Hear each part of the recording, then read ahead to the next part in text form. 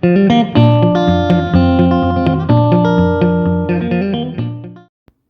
has seed mail? I do. I do. I do. I've got seed mail. Who needs seed mail? Probably not me. But I love it, so I got it. Anyway, this is Aubrey Crybaby based on my homestead. I am addicted to gardening. Absolutely love it. Absolutely get my joy, mental health, rejuvenation, inspiration, free time, me time, prayer time, meditation through gardening. Absolutely one of the best parts of my life is gardening. So let's go ahead and see what I got from these two different plant vendors or seed vendors. Of course, this is Baker Creek, and I love this packaging. I've been getting like the Christmas packaging for like months and months and months now, so it's nice to see this package decor again. I love the flowers, very pretty. And this other package is from Renee's Garden. Have you ever heard of Renee's Garden? If you have, pop a comment down below. Which one should we start with? Do you want to start with Rare Seeds, Baker Creek, or Renee's Garden? Should we do it alphabetical order? Let's do that. Let's do Baker Creek first. These are not my only dragon tongue beans, but they are my favorite beans. They are so prolific and beautiful, absolutely stunning, versatile. They're just the best. I think they're the best bean. If you don't agree with me, pop a comment below and tell me what your favorite bean is. Dragon tongue bean to me is my favorite. I also love fava beans and scarlet red runner. Those are my favorite to grow. I think I'd say tiger eye as well. That's more of a bush bean though. So this one here, it's a Dutch heirloom, and it has wonderful flavor, stunning yellow purple striped snaps, tasty shell beans, a children's garden favorite. Yes, folks, I just called myself a child by saying it's a child's favorite. It's probably because, for one reason, it would be because how easy it is to grow. Very, very simple. Also, it's safe. And also because it is so stunning and has a wonderful name. What child doesn't want a garden that has something that's called a dragon? Dragon tongue beans definitely would be fun for a child's garden. But don't stop there. It's fun for every garden. It has a bush habit. I would say it's not 100% bushy because whenever I've grown it, it does move around a bit, but it's not like a vigorous, crazy thing. Direct seed after the last frost. You can soak your seeds overnight. Sometimes I do and sometimes I don't. If you do, it might speed up germination a little bit. Pick frequently to keep the plants productive. So my one mistake is sometimes I like the dry beans because they're so pretty. And I haven't eaten them fresh, so I've basically grown them until they are getting on the drier side. And by not picking them, I am limiting my my yields. So if you want a bigger harvest, you want to pick them a lot. So it's beautiful. Now, shell beans, okay? So you gotta I'm gonna look up some recipes for this particular bean variety at some point. Because I've mostly grown them. I haven't eaten them. And I know that it's kind of funny to say that, but sometimes I'll grow something and then I won't remember exactly how to prepare it. So I'm basically growing it for the beauty of growing it, for pollinators, for aesthetics, for ornamental purposes, for the seeds for next year. And I save all the seeds and then I plant them again. And this year I really want to get into actually using it for food. And I want to have a lot. That's one of the reasons why sometimes I will plant something for the purpose of getting more seeds.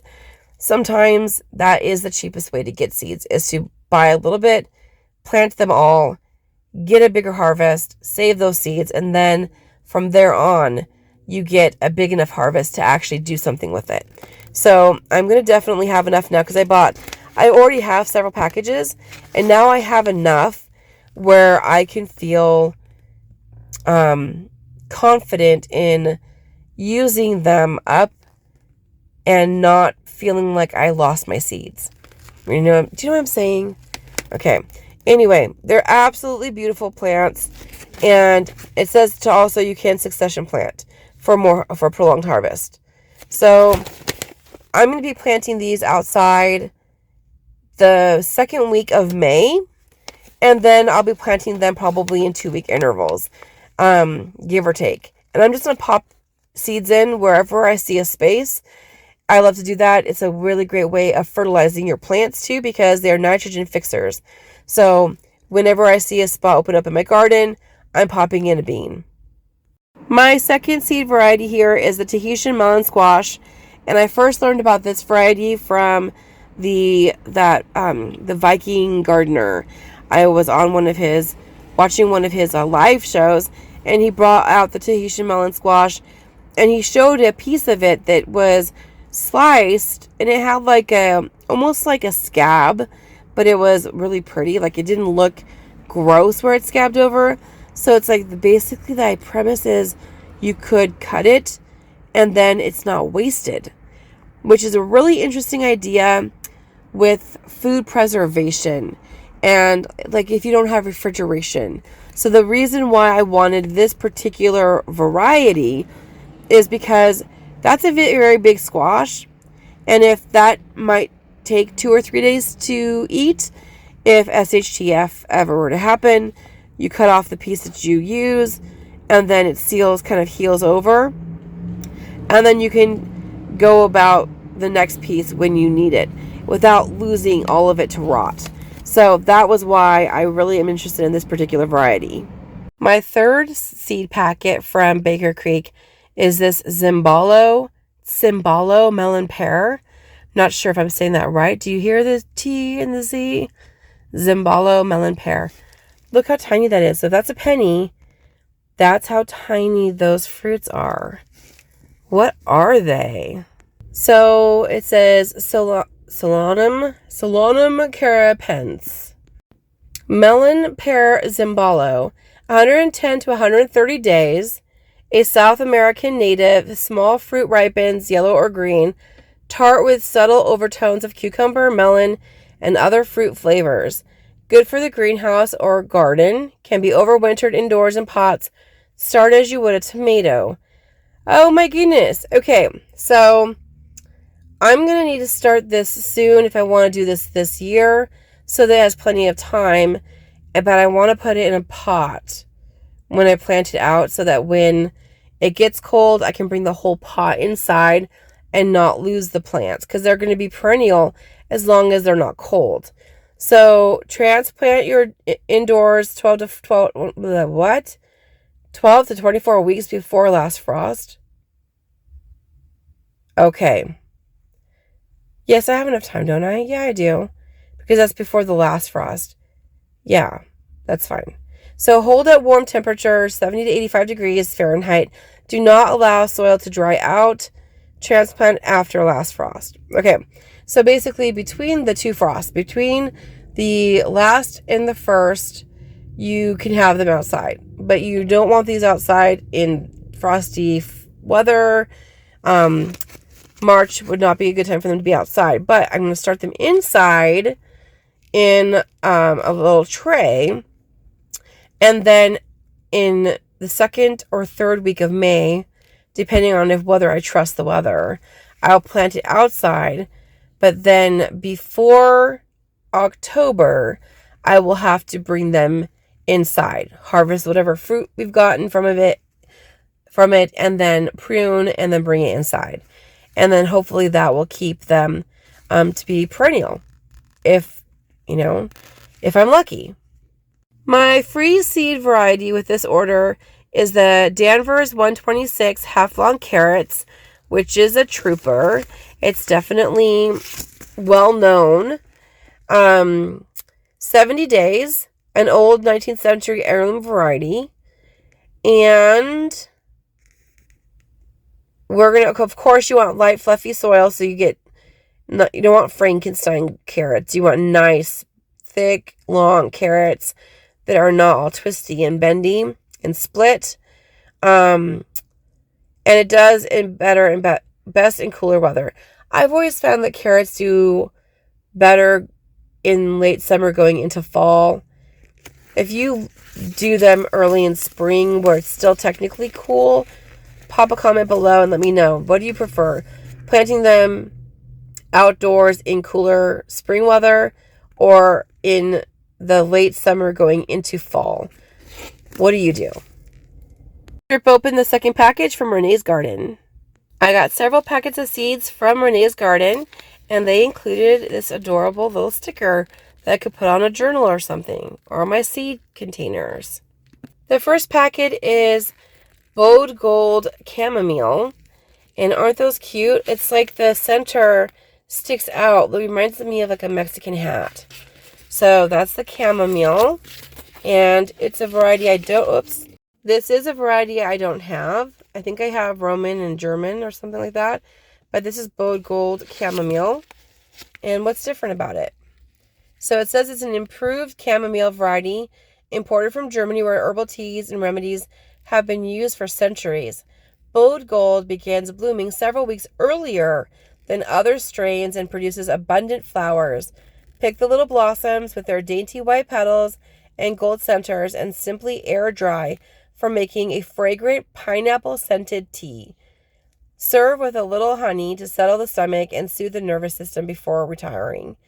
And I did get this because of the early flowering and also because of it said pineapple-scented tea, and I was like, you got me there. I'm sold. My second packet here is the French Chervil,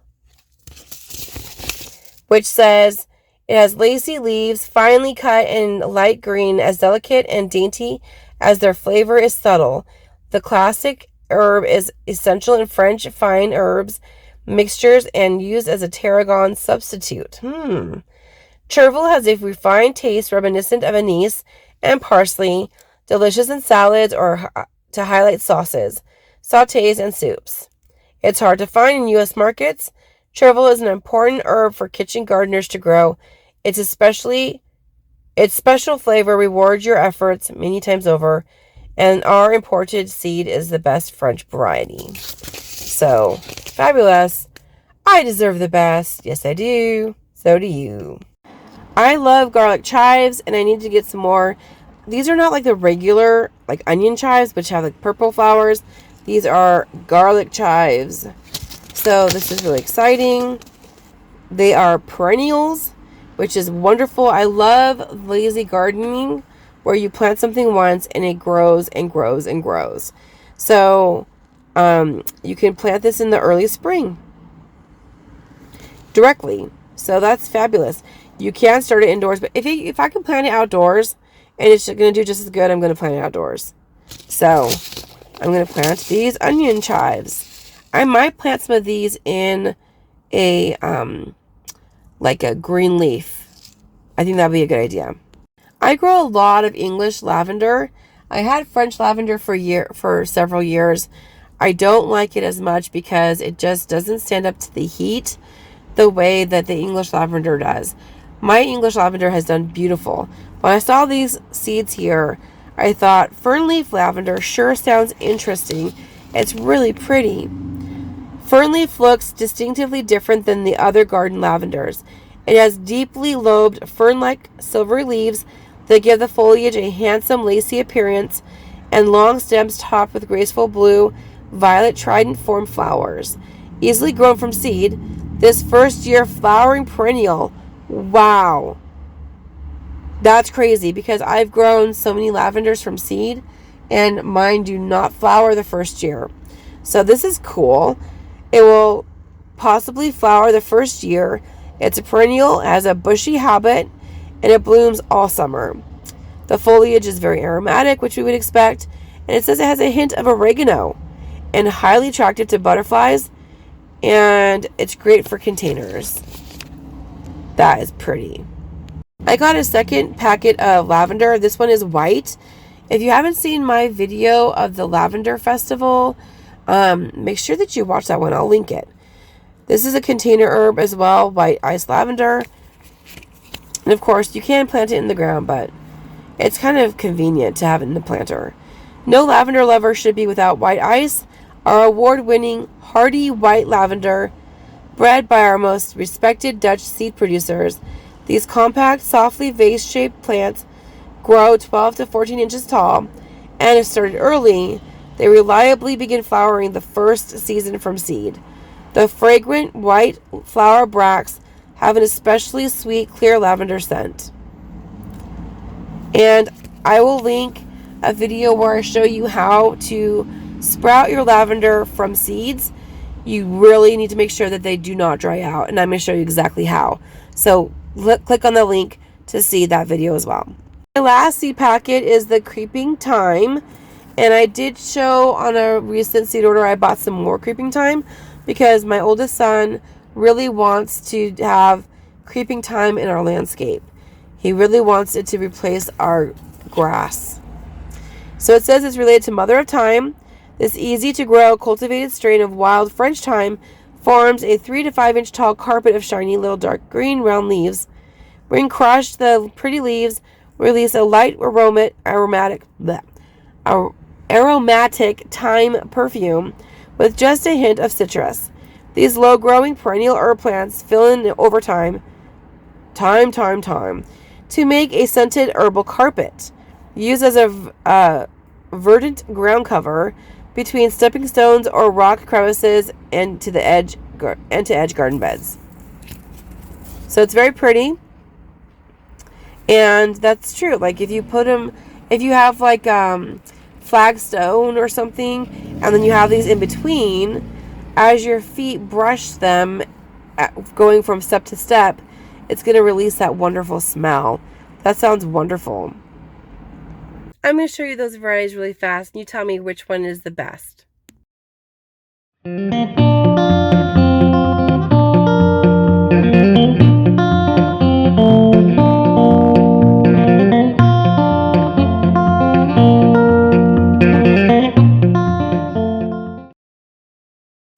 This is the Rootbeer Hyssop, and they sold me at Rootbeer. So in this order, I've got like pineapple scented chamomile and Rootbeer scented hyssop.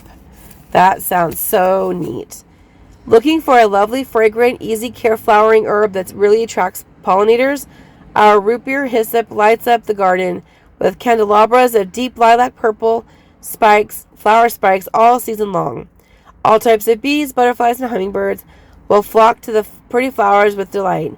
Both the flowers and handsome toothed leaves have a sweet, warm fragrance and flavor reminiscent of root beer, and can be used as edible garnishes and in baking. So it's scented and flavored. Nice. That is so beautiful, and I love root beer. I'm excited about all of them, but I have to say I'm most excited about the Rootbeer Hyssop. Do you agree? Do you think that one of these other varieties is better? Pop a comment below. Be good, be sweet, grow garden if you want to eat, and I'll see you next time.